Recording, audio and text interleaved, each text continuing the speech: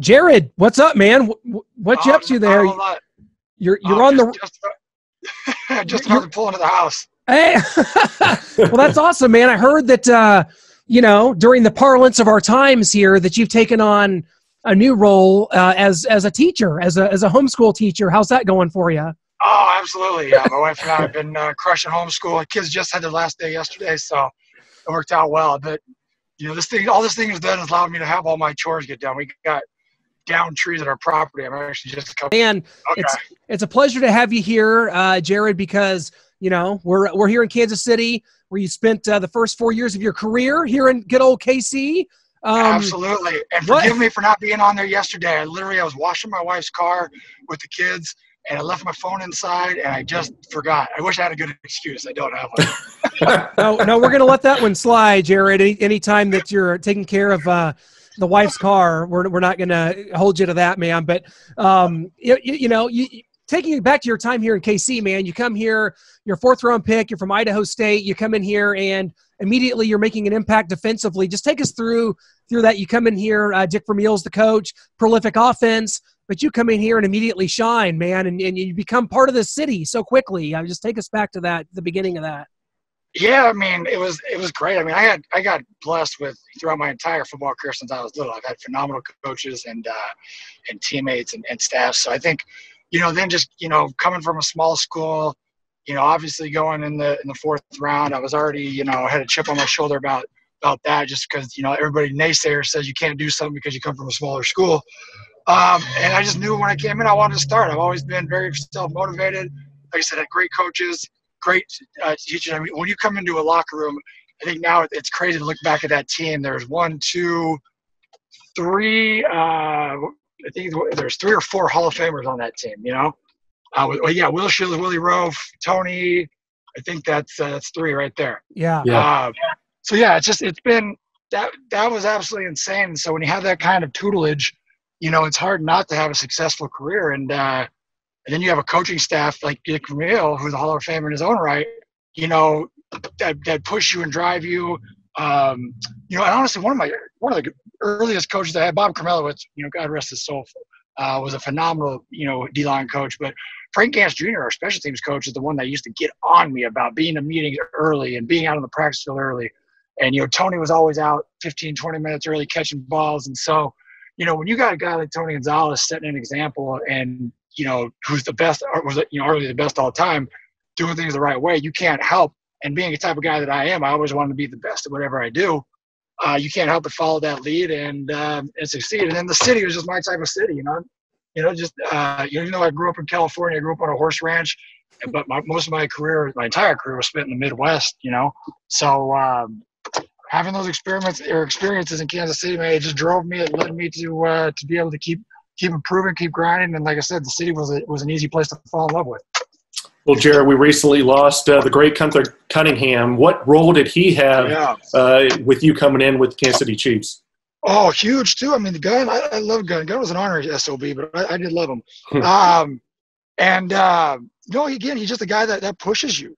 He pushes you for greatness. I appreciate people that don't settle for mediocrity, Gun was eccentric in his ways and full of crap most of the time.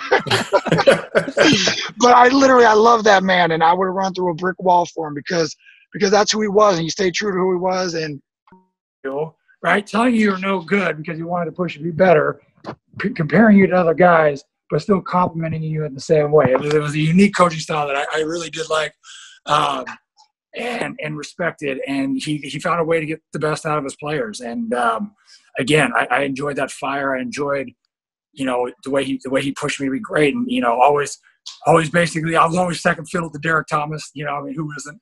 But that drove me. That drove me to constantly to be better than Derek Thomas and to chase down his records and try to have those averages and stuff like that. And so for that, I mean, Gun was amazing. He, like I said, he was a motivator in his own unique way, and I really respected that about him. Yeah, absolutely. I mean, it was 4 years here. You wind up 6th all time in Chiefs history with regards to sacks. I didn't even know that. Yeah, I think Eric Hicks is ahead of you and played 5 more years here. So, yeah, Eric you know what? I do wish I could have stayed in one place my entire career and held all the records at the team levels as well. So, but I'll take it where the good Lord took me. Well, we were there actually at the Chiefs Kingdom show in 2007. Carl Peterson says, basically, read my lips like George Bush. We will not trade Jared Allen. And a couple months later, the trade happens. You're franchised and you're traded to the Vikings. The Chiefs' price tag was really high on that. They wanted, I think, 2 firsts just to start talking. Just talk about the trade and kind of what it meant to you and getting a new opportunity in Minnesota. Obviously, your goal here was to win a championship here. It didn't happen, but you go to Minnesota and the career continues to skyrocket, of course. Yeah. It was a very tough decision. We tried after my 3rd year to extend my contract in Kansas City. Obviously, got a little bit of trouble. And so, I tried to do the right thing. I told Carl, I signed the tender after, I signed my rookie contract, which was a 3-year deal. So I signed the tender, was like, hey, let me get my crap together, prove to you guys, because that was on me, right? I screwed up, so I shouldn't get rewarded for it. So I told them, hey, let me prove to you guys that I can still, be your guy. But, and I told them that, if I do that and then you guys turn around and franchise me, I'm going to be pissed off, Mm-hmm. And so we, and honestly, from a financial point, thank goodness they didn't take the, they didn't take the offer that we made to them, because then Dwight Freeney comes out and breaks the bank, and I was just like, thank goodness. But they would have got me significantly less. But it was it was just a weird time, and I had no intentions of leaving, and so I just felt like, I took it on the chin. I manned up. I did everything I had to do to prove to them that, and not only that, just to myself, the community, my family, everybody, that I had my life on the right track. And then to get rewarded with, not what I was promised, that's what really irked me, And then, what really got me is we had a scheduled call with Carl and Danny Thune at the time to talk about my contract. Me and my agent wait on the phone for 20 minutes, and they get back on. They said, "Oh, Carl's on his way to the airport. He has to leave the country." And I'm like, "You guys scheduled this call." So right there, I told my agent, I was like, "I'm out." I'm out. I called Clark. I called Clark myself, and I told him, "Hey, here's the deal. I don't feel like this is the way I want to do business. It's not the way I want to represent. And so you guys should probably think about trading me." And it was unfortunate the way it went down, because I do have a lot of respect for the organization. And you're young. That was my first experience with the business side of it.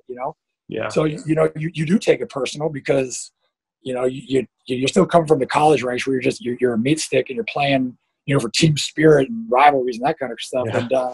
And you're not even used to playing for a paycheck yet.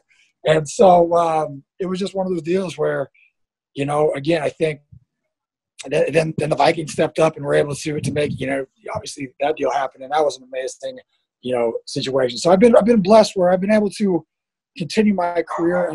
Unfortunately, it was with 4 different teams, but all on my own terms.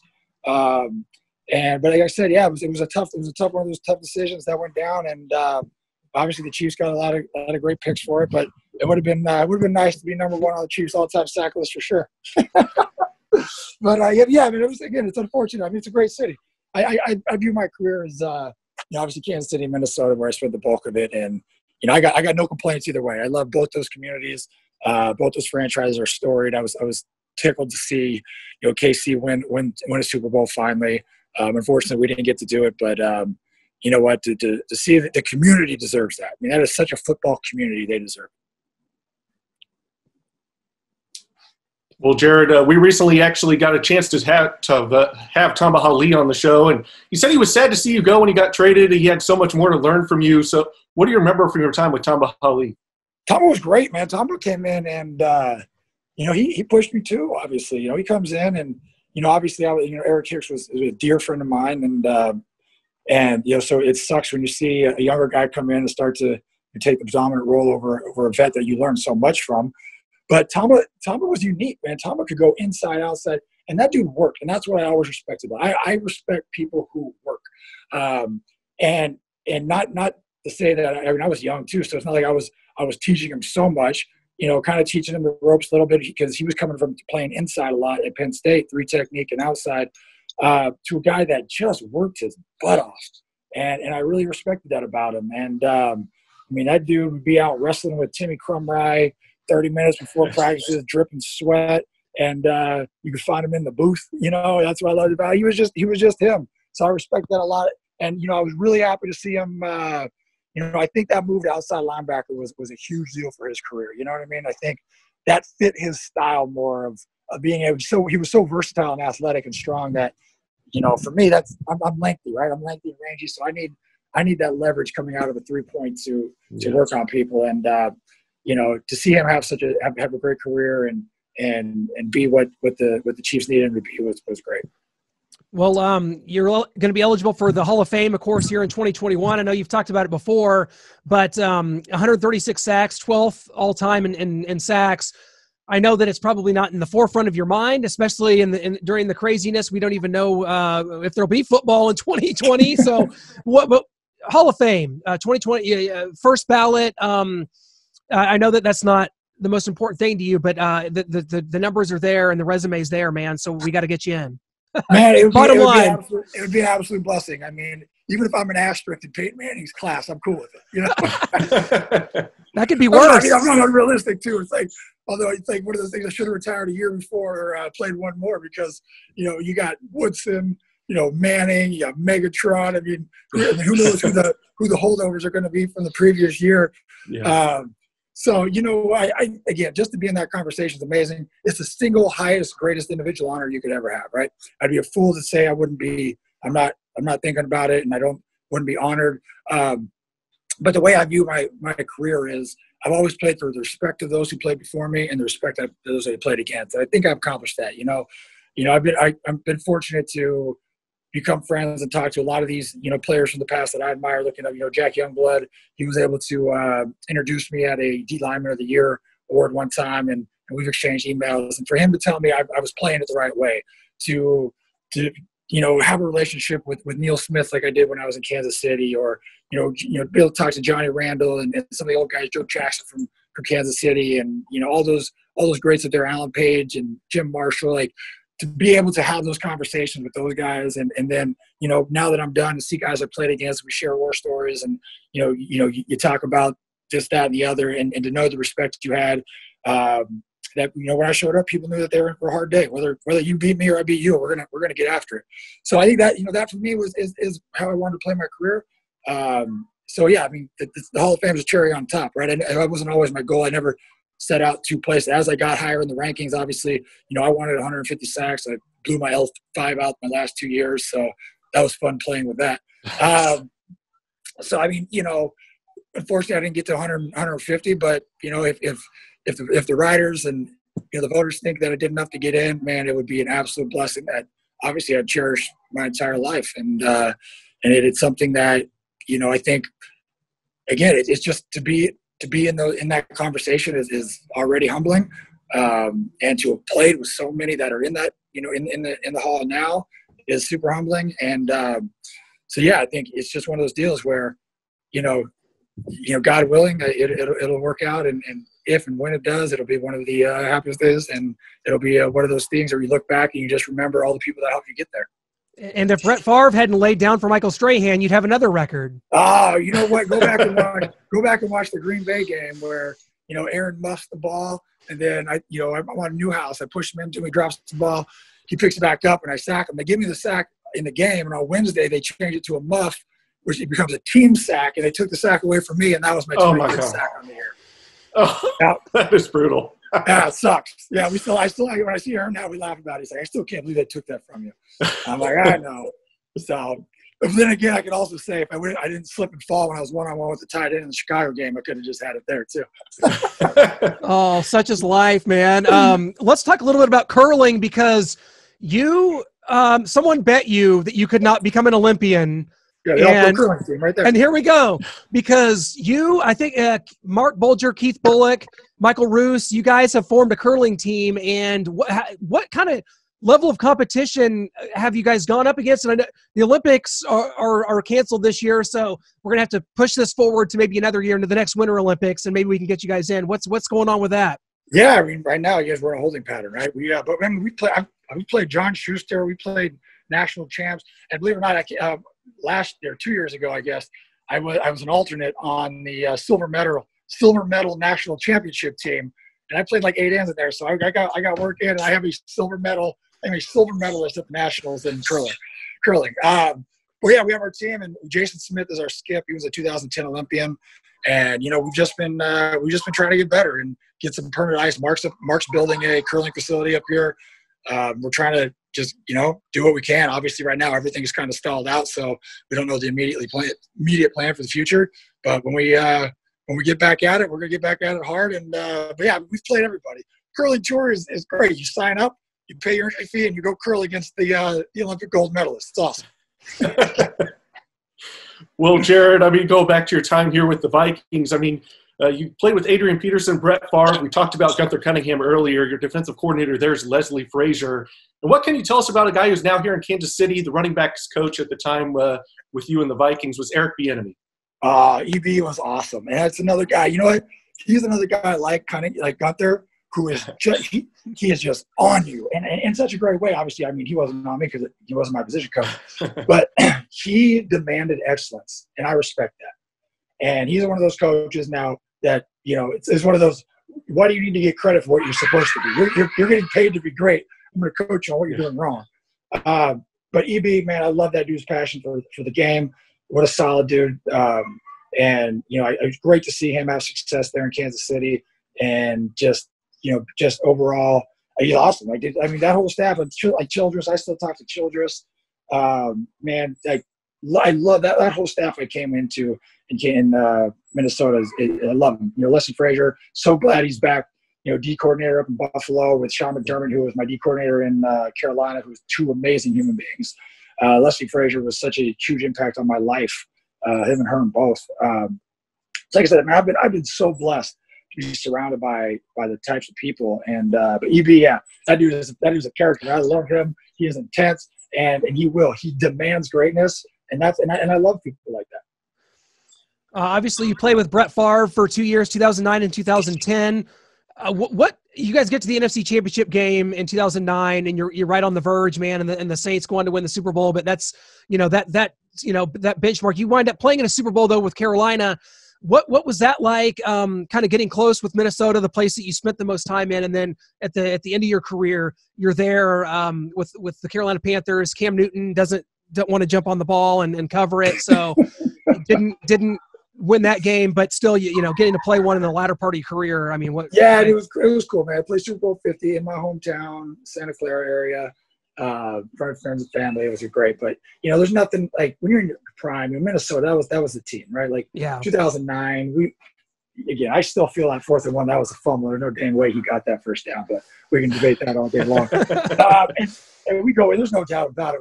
We won the Super Bowl if we go in 2009. Me and Roman Harper, my teammate on the Super Bowl team in Carolina, we still laugh about it. But no, it's one of those deals where, in 2009, you're in your prime, and you're the guy, and that's when you want to play in the Super Bowl. In 2016 or 15, I'm in the tail end of my career, knowing it's my last game. I got going into the game with a broken foot. Like I said, I was battling a rupture of my L5 the first week I got into Carolina, so played with that the whole time there. But it was just one of those things, man. But that was such a fun team. When I left Minnesota, my last couple years in Minnesota, just football wasn't fun. You're losing, you're just struggling, you're going through coaching changes. And so, I just wanted to have fun, and obviously Foxy was great enough to let me out and trade me over to Carolina so I could finish my career with my hand in the dirt. And Rivera was amazing. Getting to that staff, that whole staff, Carolina was one of the funnest teams I've ever been on, man. They welcomed me with open arms, and it was great because the guys we were able to just work and teach guys like Coney Ely and some of these younger guys, how to do things, and KK Short and Kewan. That dude was, he was having a great year that year, and it really was. It was a fun place to be, just because it was such a dynamic locker room with vets and young guys, and everybody got along. It was the way football was supposed to be played, and we had tremendous success. And we got close, but no cigar. And unfortunately, I didn't win the Super Bowl, and no one really cares about second place. So hey, but I got a second place ring, so that's. Well, Jared, we've talked about some of the good times, but then there's 2014 with the Bears. Jay Cutler, does he deserve the label that he gets as lazy and just football wasn't really important to him? I know that's talked about a lot. Dude, so. 2014 was nuts, right? So I literally was retiring. I planned on retiring with the Vikings, and then come out. Bears giving me literally the first time I took the money. Like they gave me everything I wanted, and I couldn't say no. I had no plans, and going there, and with Trustman and stuff like that, everything seemed. I mean, it was like this smoke and mirrors. You got there, and all of a sudden you were like, "What the heck?" There was just no control. Like the locker room was kind of just fraction. People were doing whatever. It was just a weird deal, man. But no, I don't think Jay deserves to get that credit. I mean, just because he's not going to be the vocal, outspoken thing. That's what I always said about Jay. When Jay was in Denver and he was vocal and outspoken, he got heat for that, right? So then he goes to Chicago, and he gets heat for being quiet and this. I think you look at what Jay and if you put Jay in an offense, you look at Romo, right? When Romo had the success, what was it, 2014? Yeah. They ran the rock. I mean, they ran the ball 35 times a game. Tony threw it 20. I think in play action, I think you give that, you put Cutler in a run-heavy offense where he can play action and then make things happen down the field, you're going to see a dude that he's going to be ultra successful because the guy obviously has a highly talented arm. But I just think, you throw the ball 60 times a game, and that's what's going to happen. So I don't think he gets I don't think he deserves the stigma of lazy and not a hard worker because I watched the guy work. I watched him get in people's faces. I watched him, demand things out of his, team. But at the same time, it's hard to explain the dynamic of that whole locker room organization. You know what I mean? It just wasn't what it was. So, but I mean, again, he had some success there, and that's one of the reasons why I went there because they were the number 2 offense that previous year, like in 2013. And honestly, if Jay doesn't get hurt, they probably go a decent way into the playoffs. So it's one of those deals. I think he gets heat from both sides, but I mean, again, if you're a franchise quarterback making that kind of money, you're going to have the scrutiny on you. I just think. It was one of those danged if you do, danged if you don't scenarios. And, hey, it is what it is. Jared, before we let you go, and I know you touched on it a bit earlier, but, as the man that helped bring the mullet back to Kansas City, well, let's face it, it never left. I can't give you all the credit for that. It was there trying before. To get it back. Well, yeah, hey, you better than us, man. We're all about the same age here, and you're doing better than we are, both of us. Yeah. But, you touched on it. The Chiefs win the first Super Bowl since in 50 years here. They win Super Bowl 54. Kind of what was your emotions to see that happen? Because I know that winning a championship was so important to you here. You spoke about that a lot. And just your thoughts on Patrick Mahomes and what he's done and watching him play and kind of what it would be like trying to corral him as a defensive end. Dude's a stud. I treat him like Michael Vick. I just shoot at him. I would just dive. If you're gonna why try to make yourself look bad? At least just dive. You can be like, well, I pick the side. You get him. No, it was. My wife and I we were very close to jumping on the plane and heading down to Miami and checking out the game just because I thought it'd be cool. Although it was a late Super Bowl, so we didn't want to have the kids out till midnight. But no, it was awesome. I was so excited. I think the city deserves it. Mahomes, and I think what's impressive about him is his ability to adapt. Right? I mean, you look at some of the guys in this league that have had a great first year, and you give defensive coordinators enough time, they're going to figure you out. Right? Right? You go to Robert Griffin, right? For example, RG3 comes out great. Kaepernick had some great years, and guys started figuring them out. Where you figure out ways to take their targets away from them, right? Force people to be one-dimensional. But with Patrick, I mean, the dude is just legit. I mean, he can beat you with his feet, he can beat you with his arm, and he's smart. And so I think that's that intangible that the only thing I'd say the only success I saw people have is when you get A-gap push. But I mean, the dude is talented, and you can tell he's a bright individual. He studies the game, he knows where to go with football, and I mean, to be able to come back the way he has and continue to impress to win a Super Bowl for that city. It really is a joy. He's a fun player to watch. And it's hard for me to say nice things about quarterbacks. So Jared, we can't thank you enough, man, for jumping on and doing this with us. We can't thank you enough, man, for your great years here in Kansas City and in Minnesota and the rest of your career, brother. Thanks so much, man. Good luck with the rest of the way. And the next few years, let's get a Hall of Fame speech and a gold medal ready for the Olympics. Let's get both of those. If we do that, I'll just lay down in the ocean and tell Jesus to take me home. Dude, Jared, thanks so much, man. We'll catch up again soon. It was an honor. Thanks, guys.